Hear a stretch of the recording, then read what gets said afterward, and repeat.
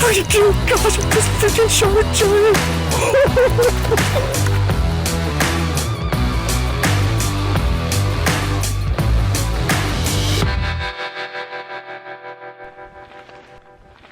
Well, we got up early, took a quick 4-wheeler ride, and set up in an area we saw elk the last 2 mornings cross. And I knew that would be risky because typically these elk never do the same thing. The one thing I was worried about, which was a truck coming down the road. Right at prime time, a truck came down the road, and I was like, well, if there was anything coming, they're definitely not coming now.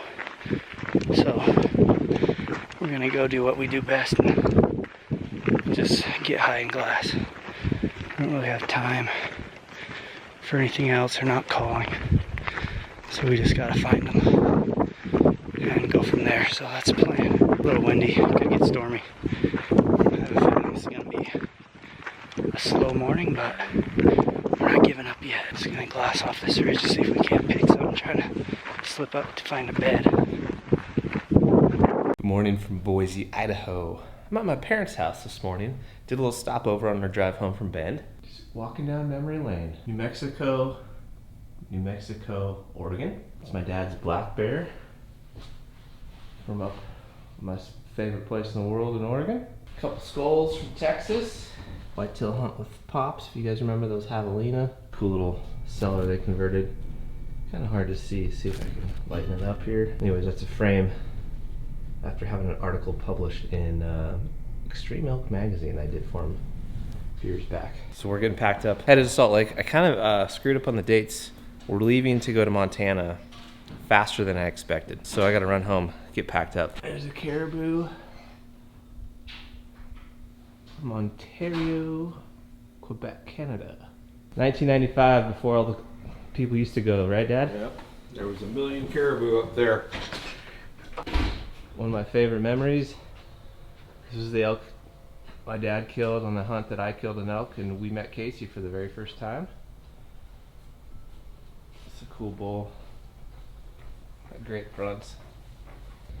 And this right here is the tan cape of my very first elk back in 1996. But look, check out the old gear pack here. Look at this bad bear. This is Camp Trails brand. Look at the frame on that thing. It's old school pack. I have a photo of my dad when he was like 34, 35 with his cousin Roger on their very first backpack hunt in Idaho. And that pack was loaded to the gills.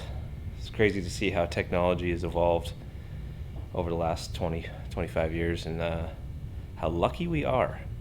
The old guys, life was a little tougher, huh, Pops? Oh boy. Had to work a little harder for stuff, but it's fun to come here, see the family, reminisce about some great memories. So I always go walk around his garage and look at all the cool old stuff.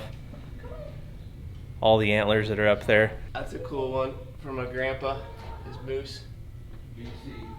He's had up for a long, long time, but lots of cool old memories. Mr. Ed? Right down. Come here. Come here. Oh, you getting sad? Huh? Yeah. You don't want us to leave? Are you sad?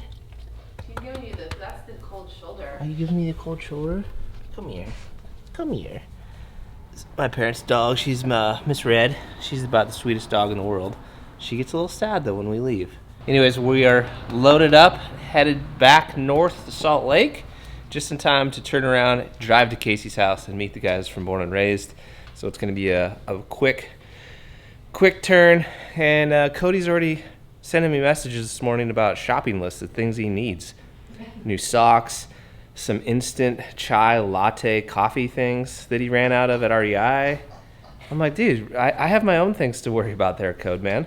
They are texting me from an Aspen Grove in Colorado this morning, asking for a whole host of things.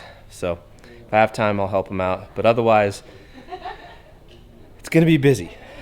Got to shoot the bow, get some groceries, get the truck packed, and then drive to Casey's. Just wanted to show you a little bit of my parents' house, some of the fun memories, growing up with my dad, he's without a doubt my #1 influence in life, and I absolutely love having a chance to spend time with him. And I'm looking forward to getting out and doing some hunts with him again soon. This fall's a little busy, but I got some good ideas planned for the future. So hope you guys are having a great day. Thanks again for following along, and we will see you soon. Well, that was a very, very slow morning, so it's going to be an early breakfast kind of day. It's overcast and the wind has died down, but when we were up on the ridge, it was pretty windy. And I think the elk, if they were where we think they were feeding, they probably got pushed out from the traffic. So that's kind of a bummer, but that's the risk you take. Like I said, kind of setting up on something versus getting high and glassing, is you really only have the one option. And if it doesn't work, you're out of luck. It's actually Saturday today, so I kind of assumed it would be probably not the best day to set up, and I was worried about traffic. And like I said up there, sure enough, first light, here comes a truck. We're gonna get breakfast going. I'm gonna do potatoes, onions, bacon, and eggs. You want any potatoes and onions? No. You just do bacon and eggs? Bridget's gonna go bacon and eggs. So, chip chop chip, and in about 15 minutes we'll have breakfast. If you want the big breakfast, you gotta be patient. I always love cooking potatoes, but they take forever. Really not sure what we're gonna do. Probably take a rest. I'd like to shoot my bow a little bit more, and then maybe we'll just get an earlier start than normal, because I think sometimes if you get up and glass even midday, you can find elk moving, changing beds. Again, it's Saturday, so there's a little more pressure than normal. So you never know what's gonna get stirred up out there. We might get out there a little early. We did that yesterday. Kind of did some setups and stuff, and we didn't get anything, but it put us in position to find the elk at last light. I know I've said this before in previous videos, but we literally have like the last hour of light to make something happen. What we've seen, they just don't seem to step out till last light. And if you spot them, usually they're far away.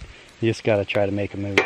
That's what we did last night. We got right up in the canyon they were in, just couldn't get close enough before they left or got scared from those moo cows. That's the fun of this whole thing. That's why it's so rewarding when you finally get one on a hunt like this, because you work so hard for it. Yeah. You guys like your eggs runny, over easy or whatever, or kind of scrambled? I like the yolk broken. I don't mind if it's just flipped once like this, like taking that and then flipping each one, but I don't like the runny yolk. A lot of people seem to like to dip it in their toast. I mean, I'd eat it, but I don't prefer it. The final product. If you want the best breakfast, you got to be patient. If you ask me, that is a perfect balanced breakfast, and honestly, besides some toast and butter, it's got everything I like. Bacon, eggs, potatoes, some onions and peppers. It does need a little salt and ketchup though. Well, it's that time of the day again. We're getting ready for our evening hunt. We kind of spent the afternoon just snoozing, shooting bows and cooking food, and just now we got out of the trailer and looked out and was like, wow, there's definitely a new wildfire out here somewhere. So earlier a quick thunderstorm came through. Lightning was definitely touching down, and it must have struck up a fire on a different mountain range or just out in the valley, because I can't even see like 1,000 yards. It's not bad until you get out there some distance, but normally you can see some mountain ranges and you can't see them anymore because of the fire. So we need to get up there and probably actually get on our phone and make sure that it's not super close to us, because if it is, we would need to pack down and bail out of here. So once we get to the glassing knob, we should have phone service. Hopefully there's some updated websites with wildfire information, and we'll just make sure that we're not in harm's way. And if we're not, we'll just continue the hunt and hope that some elk start moving early. That's what we always are looking for, is hopefully we can see them with enough daylight left to make a move.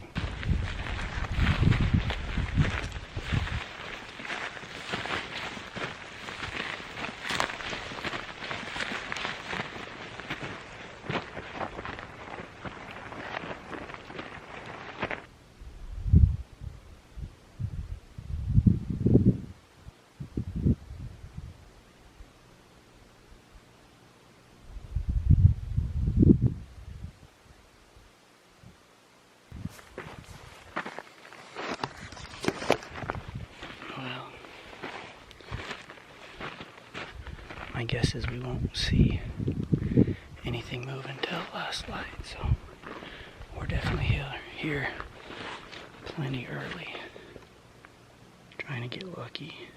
Well guys, I'm not gonna lie, pretty frustrated, feeling down, going to go home. If we wanted, we could stay for one more day. With a lack of elk activity, the fact that they're not calling. We have all month to hunt. Might as well just go home, get work done, be a little more productive there, and come back when this hunt is picking up, because the elk dead quiet. Not a single bugle yet. It's what, September 8th. And it's, I mean, it's still early, clearly, but other places, like I'm following people on Instagram, they're like, dude, they're going nuts. The rut's on, full swing, bugling like crazy, calling these bulls in. And I'm like, yeah, that'd be cool. So we're gonna pack up real quick. We're gonna leave the trailer and just jet home. This way I can use the next 2 days to just work hard, edit videos, swap files, charge batteries, get more food, regroup, and come back out here fresh and motivated. It's not like we've been out here a long time. Like, we've been out here way longer than this, but we're pretty much having opportunity every day. And these last few days have been pretty mellow, especially today. So we'll head back. I'll probably come back midweek when I think it's the best. There's less people, less hunting pressure. Throw this camp together and get out of here for now. Hold up. Stop the music. This is Casey from the future. Guys, trust us, we know. It has probably been one of the slowest seasons yet up until this point. We can't predict when we're going to kill animals. If we do kill animals, all we can do is work hard, be out there, and doing our best. But you're right, it has been slow up to this point. We're what, 23 days, 22 days into this? We've punched one tag. That shapes up for a really slow season. Or does it? Trust me when I say you do not want to miss the remainder of this series. It truly is the best season yet. Keep with us. I promise you will not be disappointed. And if you are, then there's no money back offers, okay?